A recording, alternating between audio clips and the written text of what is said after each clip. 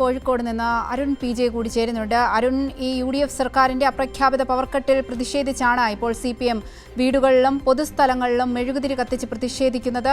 ഈ 10 വർഷക്കാലം ഇല്ലാതിരുന്ന പവർക്കട്ടാണ് ഇപ്പോൾ UDF സർക്കാർ അധികാരത്തിലേറിയതിനു ശേഷം കേരള ജനത അനുഭവിക്കുന്നത്. എന്താണ് അവിടെ നിന്നുള്ള വിവരങ്ങൾ?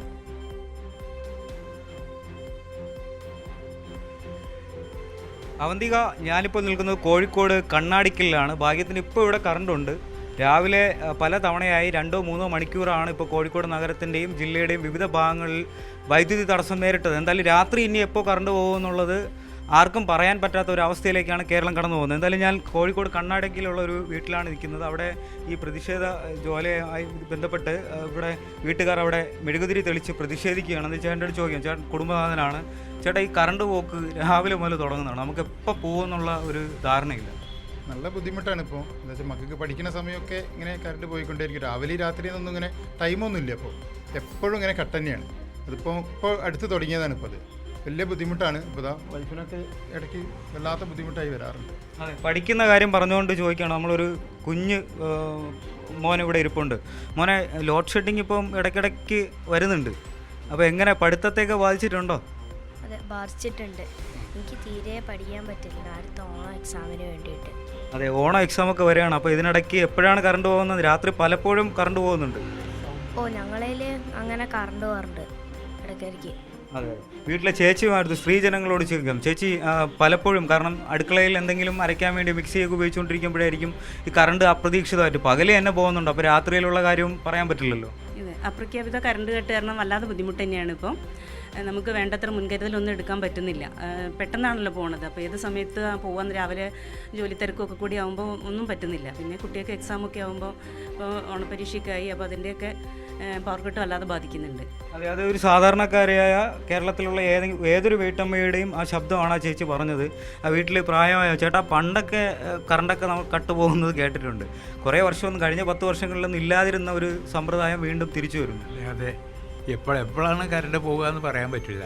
ഭയങ്കര ബുദ്ധിമുട്ടാണ് പഠിത്തത്തിൻ്റെ കാര്യത്തിലും എല്ലാ കാര്യത്തിലും. മഴ ഉണ്ടെങ്കിലും രാത്രി ചൂടുണ്ട്. കറണ്ട് വല്ലതും ഫാനും വല്ലതും പോയി കഴിഞ്ഞാലുള്ള പിന്നെ അക്കാര്യമൊന്നും പറയാത്താന്ന്. മുതിർന്ന ചേച്ചിയുണ്ട് ഇവിടെ. ചേച്ചി, ഈ കറണ്ട് കേട്ട് ഇപ്പം ഈ രോഗികളായിട്ടുള്ള വീട്ടിൽ ധാരാളം പേര് കാണും, ചികിത്സയിൽ കഴിയണവർ കാണും. അവരെല്ലാം ഈ കറണ്ട് കേട്ട് ബാധിക്കുന്ന ഒരവസ്ഥയാണ്. വർഷങ്ങൾക്ക് ശേഷമാണ് വീണ്ടും കറണ്ട് കേട്ട് വന്നിരിക്കുന്നത്. തീർച്ചയായിട്ടും 10 വർഷമായിട്ട് ഒരിക്കൽ പോലും ഒരു ദിവസം കറണ്ട് കട്ട് ഇല്ലാത്ത ഒരു സാഹചര്യമാണ്. ഇപ്പോൾ അപ്രഖ്യാപിത കറണ്ട് കട്ടാണല്ലോ. എപ്പോൾ വേണമെന്ന് ആ കറണ്ട് പോകാൻ നമുക്കറിയില്ല. നമ്മൾ കുട്ടികളും അല്ലെങ്കിൽ എല്ലാവരും ജോലിയുള്ളവരും ഒക്കെ മിക്സിയൊക്കെ വർക്ക് ചെയ്യിക്കുന്ന സമയത്ത് പെട്ടെന്ന് അങ്ങോട്ട് പോവുക. അതേസമയം സുഖമില്ലാത്ത ഒരാൾ ശ്വാസം എടുക്കുന്നതിന് വേണ്ടിയുള്ള ഇതൊക്കെ വെക്കുമ്പോഴും അതേമാതിരി ഓപ്പറേഷൻ കഴിഞ്ഞ ദിവസം ആരോഗ്യമന്ത്രി പറഞ്ഞെന്താ, ഓപ്പറേഷൻ കറണ്ട് വന്നിട്ട് ബാക്കി ചെയ്താൽ മതി എന്നല്ല പറഞ്ഞത്. അത് എന്ത് കാര്യമാണ്? മന്ത്രിക്ക് എന്താ ഇതേപ്പറ്റി ബോധമുള്ളത്? അങ്ങനത്തെ കാര്യങ്ങൾ ആരെയും അടിയന്തരമായ ശസ്ത്രക്രിയ വേണ്ട സംഭവത്തിനാണ് മന്ത്രി അങ്ങനെ പറഞ്ഞത്. അതെ, മന്ത്രി പറഞ്ഞത് കറണ്ട് വന്നിട്ട് ഓപ്പറേഷൻ ബാക്കി നടത്താൻ മതിയെന്ന്. അത് എന്ത് ന്യായമുള്ളത്? ഒരു അധികാരത്തിലിരിക്കുന്ന ആൾക്കാർ ജനങ്ങളുടെ ഇതാണ് നോക്കേണ്ടത്, അല്ലാതെ അവരുടെ സൗകര്യമല്ല നോക്കേണ്ടത്. അതാണ് പറഞ്ഞിരുന്നത്. ഈ വളരെ മോശം തന്നെയാണ്. നമുക്ക് രാത്രി ആയാലും പകലായാലും ആ ക്രൂഷ്യൽ ടൈമിലായിരിക്കും മിക്സിയൊക്കെ വർക്ക് ചെയ്യുന്ന സമയത്ത് കറണ്ട് അങ്ങോട്ട് പോകും. പിന്നെ എപ്പോഴാണ് വരുന്നത്? അനിശ്ചിതത്വമാണ് എല്ലാത്തിനും. ആരോഗ്യമന്ത്രിയും പിന്നെ KPCC പ്രസിഡന്റ് കൂടിയായ സണ്ണി ജോസഫ് സാറും ഒക്കെ ഇത് കേൾക്കണം. സാധാരണക്കാരുടെ ശബ്ദമാണ്. ചേട്ടാ, എപ്പോൾ കറണ്ട് പോകുന്നതാണ്, രാത്രി എപ്പോൾ പോകുന്നതാണ്, അങ്ങനെ വല്ല അറിയിപ്പ് വല്ലതും കിട്ടിയിട്ടുണ്ടോ? അറിയിപ്പ് തീരെ ഇല്ലല്ലോ, മുൻകൂട്ടി പറയുന്നില്ലല്ലോ. അതുകൊണ്ടല്ലേ ബുദ്ധിമുട്ട്. അല്ലെങ്കിൽ എപ്പോഴെങ്കിലും നേരത്തെയൊക്കെ ആണെങ്കിൽ ഇത്ര മുതൽ ഇത്ര മണി വരെ പോകും എന്നുള്ളൊരു കറക്റ്റ് സമയം പറയും.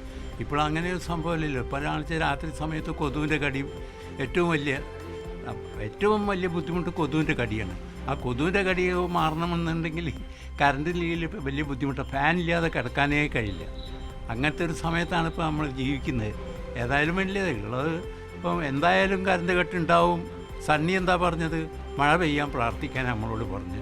ഇത് 10 കൊല്ലം മുമ്പ് ഉണ്ടായിരുന്നവർക്ക് മഴ പെയ്യാൻ പ്രാർത്ഥിച്ചിട്ടല്ലല്ലോ ഇവിടെ കറണ്ട് കട്ട് ഉണ്ടായത്. കറണ്ട് കട്ട് ഉണ്ടായിട്ടില്ലല്ലോ 10 കൊല്ലം.